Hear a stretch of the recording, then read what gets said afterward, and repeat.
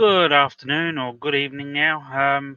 Welcome to today's video. I'm going to be focusing on the tropical low today. And today I'm using the Weather IQ Weather Center, which is powered by Weather Watch Met Center, mainly because it has a lot better tools to analyze tropical systems. So it's better than the windy, it's better than the weather zone.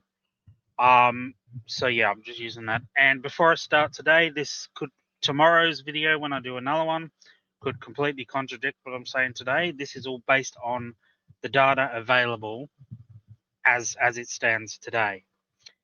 So first of all, we're just looking at the satellite image, and you can see some quite strong convection around this area here. And the low pressure is located somewhere around here. It was around this general area this morning. It's moved a little further east, and it's located somewhere around here. So you can see quite a lot of convection happening around, even over in the eastern side of the top end here. And that's causing some thunderstorms across there and inland here as well. And we've got quite a lot of convection happening offshore.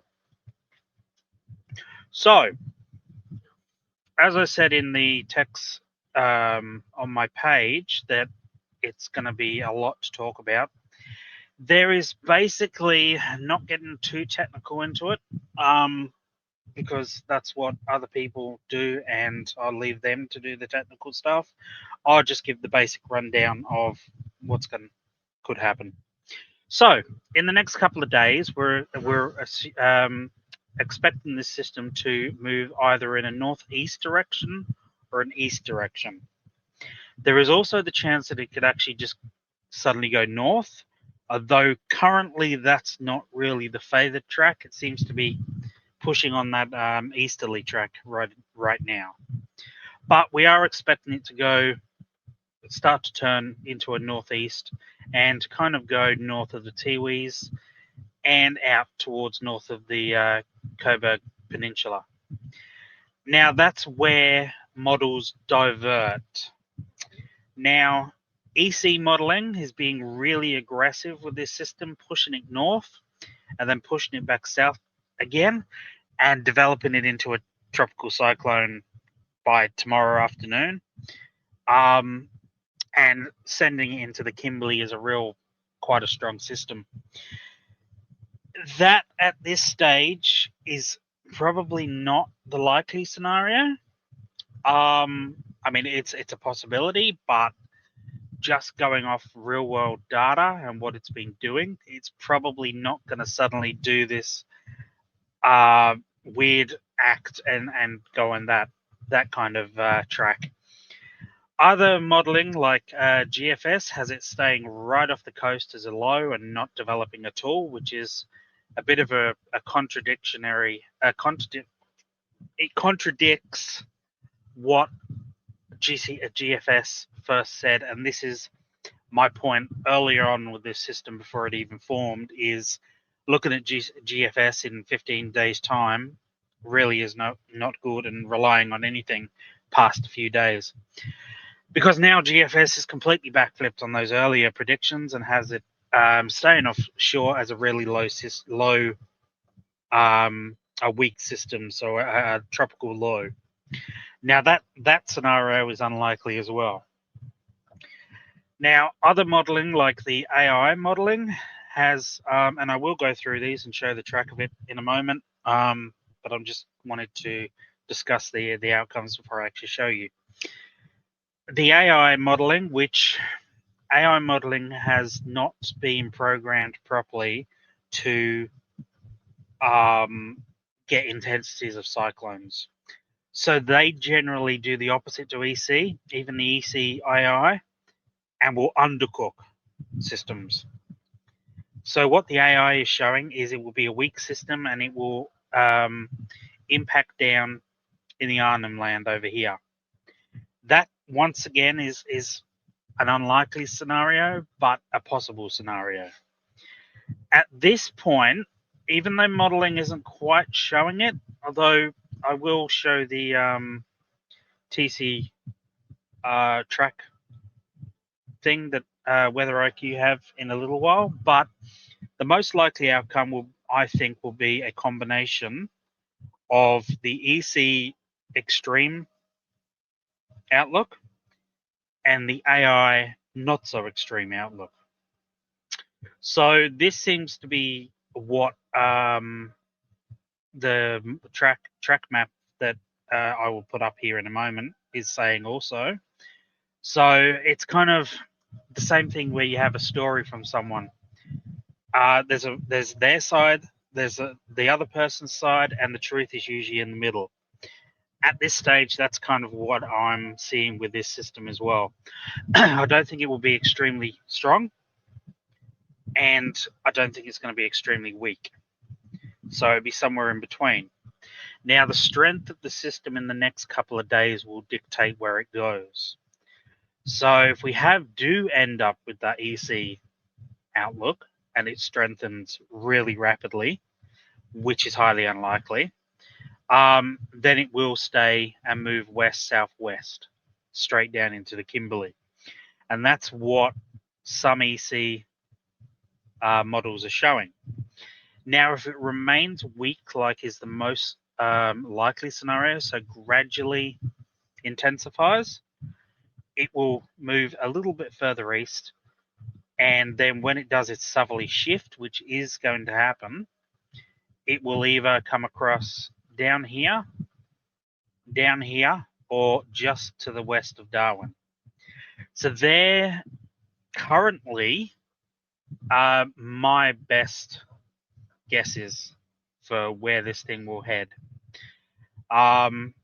As I say, it's a developing situation, so it's very complex. So there's a lot of, as you can see by the spaghetti graphs that I sent put through on Facebook, there's tracks everywhere.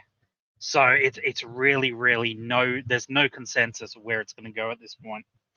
So that's just trying to break it down of where this system will head eventually. Now, let me get rid of the satellite and bring up the modeling.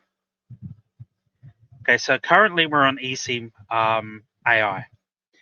So AI has been programmed with many scenarios that have happened through the last few decades. As a result, there has not been that many November cyclones or tropical lows in this particular area. So the amount of data that the actual AI has is limited. So that is why we are saying that the undercooking of the AI model is what we think is happening here. So yeah, it's got limited. It can only do what it's been taught. And as cyclones or tropical lows don't form very often up here, I can't even think of another one off the top of my head. I'd have to look into it a little deeper. So the data available is scarce. Now, on the other hand, the older traditional models, so the numerical models, they, even though they don't have that data, they work with physics, mathematics, equations, all that kind of thing. So they can work it out a bit better. But at the same time, EC does sometimes overcook things. This is why I've kind of, as you might have known in the past, I do like EC and I think it's a great model, but it has had an update lately and it will take a little while for it to stabilize. So that's why we're seeing these really extreme, weird outcomes coming out that don't align with anything else. So the AI model here, it's pretty much predicted where that low is currently. And as we move forward, we'll see that it keeps it fairly weak and just pushes it further east. And it does develop somewhat as it moves east. And this particular scenario would be the one that we would be seeing either a intense low pressure, tropical low, or a low-end cyclone. So as you can see, it comes in, and that would be the Arnhem Land would be the hotspot. And as you move on, it kind of holds along the coast, and it will bring quite a bit of rainfall to the area. So we'll just have a little, hang on, let me just go back on this to now. Okay, so as we can see at the moment, it's a wide system, not much of a, there's no closed circulation. It looks better on satellite, but in reality, it's not that great. It's not overly, it's not a well organized system. There's no tight rotation, so the rainfall here is quite widespread. So we'll just move forward as we go. And as I mentioned the other day in my last video, there is a dry surge that is expected to push up. Now this, I'm pointing it with my fingers, not the mouse. I'm always doing that. So this line here where the rainfall is expected to pretty much drop to nothing, this is the dry line pushing up. So as you can see, it pushes right up to the north coast, and that is what's likely to keep that low from dropping down too early, keeping it up around this area here.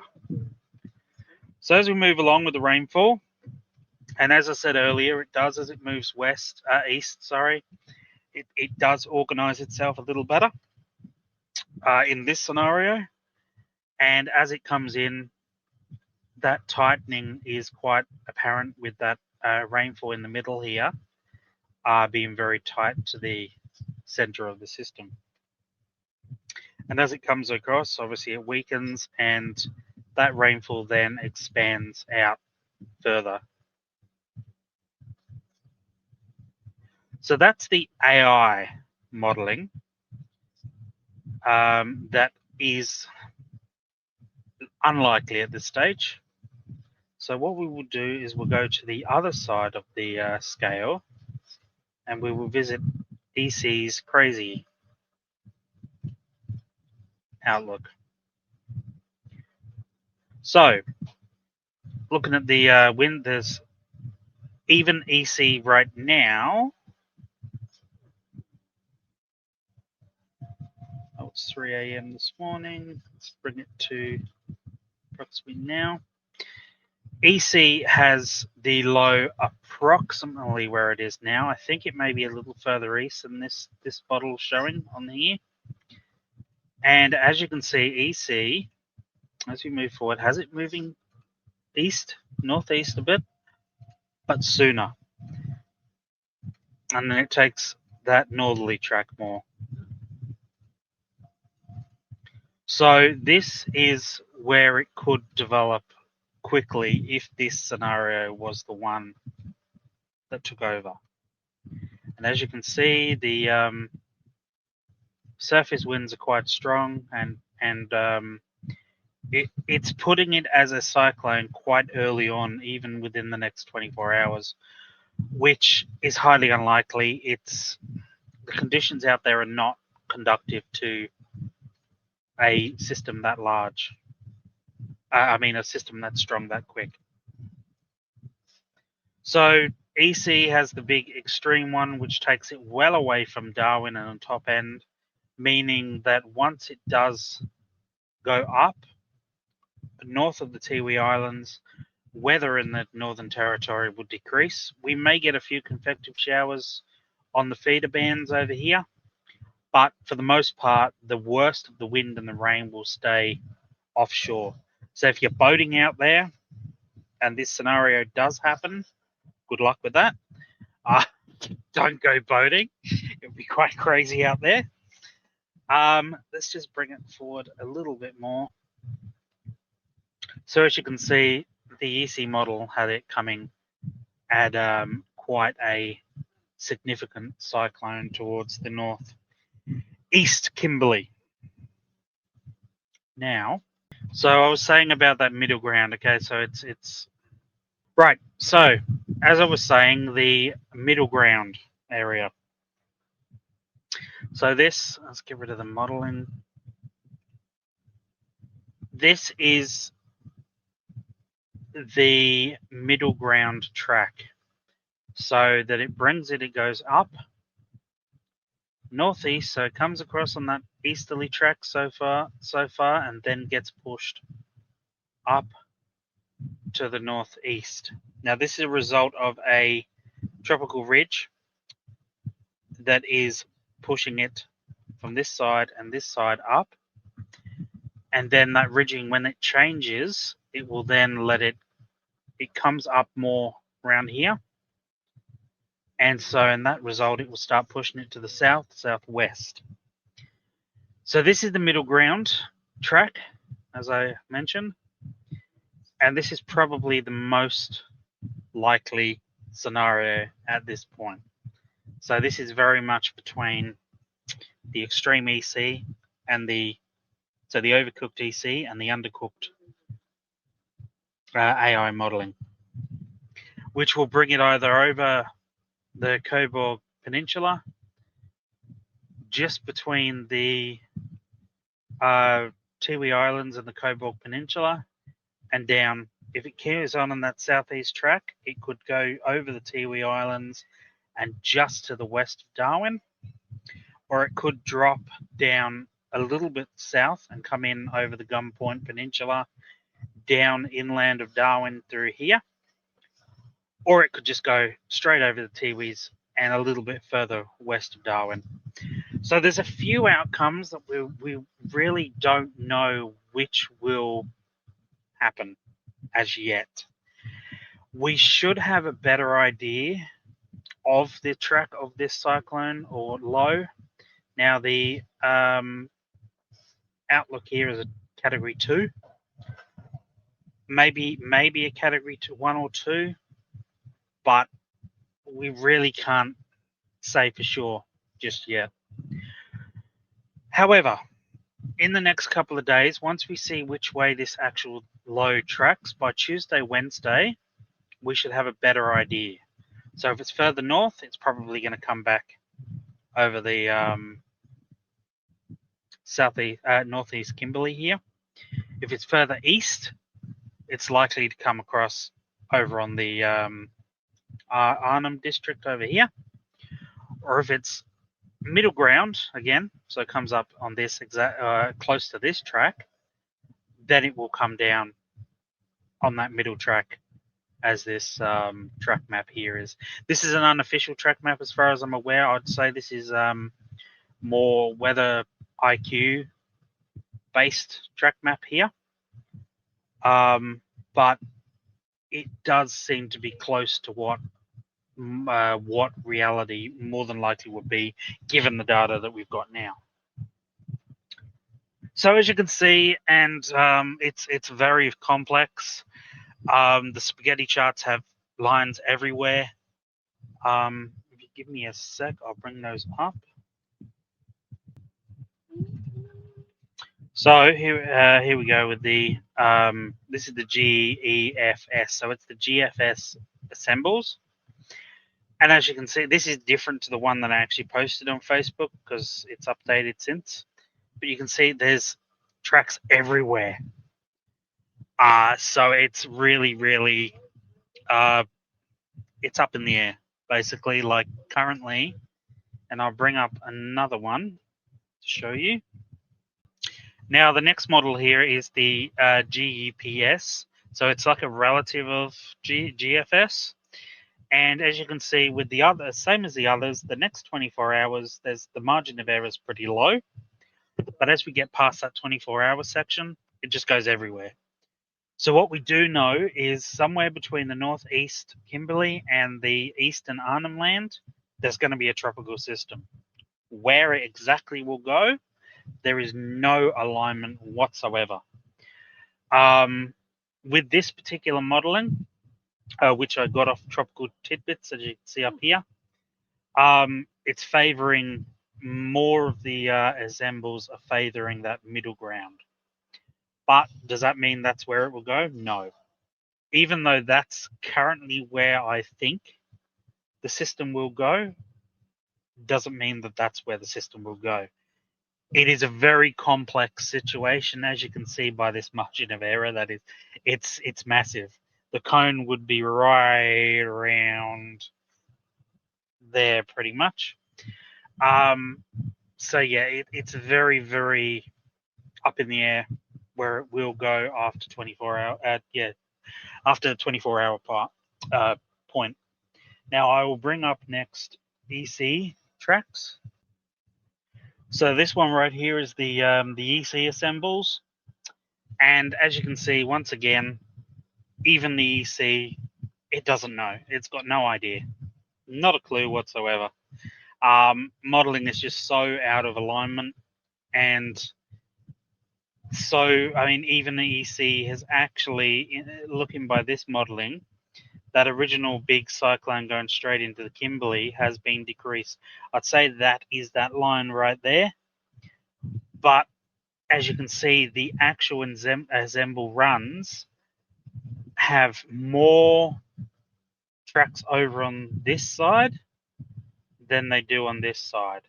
So even though the mean or the master EC model has this low going this way towards the Kimberley, its assembles are actually still favoring a more easterly track.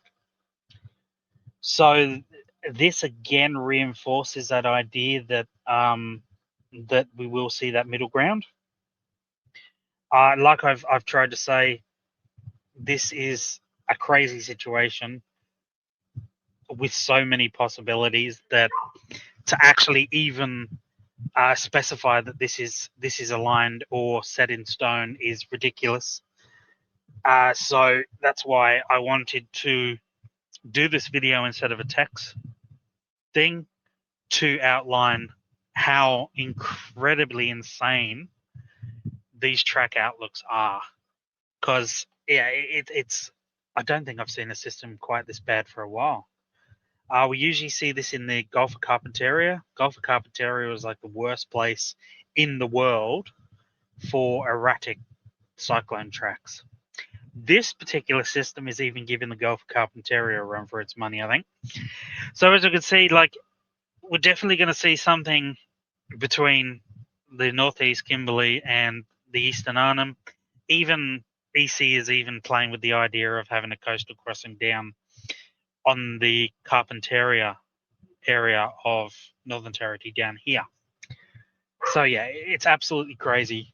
Not going to lie, it's doing my head in, and I'll be actually happy when it's decided what it's going to do, or it actually has done it. But yeah, that's about all I have for this video. Like I said earlier, I could contradict what I've said today because the data is changing so quickly, and I could come out with a completely different outlook tomorrow. Who knows? I may say that it's going to favour that westerly move, or I could say it's going to definitely favour that easterly move. That's how volatile and well, not volatile. That's probably the wrong word used, but that's how unpredictable and uncertain this situation is. So, with all that, basically anywhere along the top end and northeast Kimberley should already have their cyclone preparation already done, because this risk happens every year. But if you haven't, now is the time. There's no need to panic or be alarmed at anything at this point. Once we do have a better idea of where this cyclone is going to, or low is going to track to, we have a few days notice. So it's not going to be like suddenly it's going to turn and go somewhere that we didn't see. We will have plenty of time to get the appropriate warnings out. Now on that note, as you saw, I used Weather IQ earlier. I'd highly recommend subscribing to them because Nitso does do some really good, in-depth technical videos. So yeah, it's a real cheap subscription. I think it's something like $60 a year, and he puts out some very good, and he goes into extreme technical detail. So yeah, if you like the technical side over the simple, side where like I've given what the layman would understand. He is definitely worth giving it a go, and he puts out videos. He's been putting out videos at least once a week for the tropics and stuff, but at the moment I think he's putting out videos every day. I'm not 100% sure. So yeah, it's definitely worth a subscription, and of the best technical outline for systems. They definitely do very, very well. Okay, so we're just going to move into before I finish up, into the rainfall part of this. So over the next couple of days, Darwin is expected to see a fair amount of rainfall. Okay, so around about Wednesday, we should see a bit of rainfall around the northern coast and that kind of area, in convergence zones and whatnot. Feeder bands. This is of course EC, so I'll go through the other modeling as well.